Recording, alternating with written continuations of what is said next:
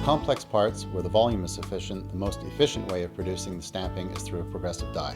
Complex metal stampings often and usually cannot be done in a single hit in a single station. This is where a progressive die comes into place.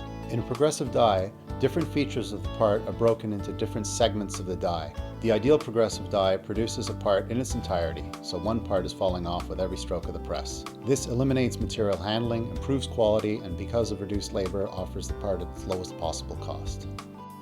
An unexpected benefit that we realize with the CNC laser is customization. For example, we have a very elaborate progressive die that makes plaster frames. Where a customer comes to us with a new hole size requirement, we can modify the progressive die if the volumes are high enough to justify doing so. In cases where a modification to the progressive die or a secondary piercing die could not be justified, an unexpected benefit of the laser was whereby we take 12 of the plaster frames, we mount them on a jig on the CNC laser, program in the hole requirement, and finish the plaster frame on the CNC laser, cutting any hole that the customer requires.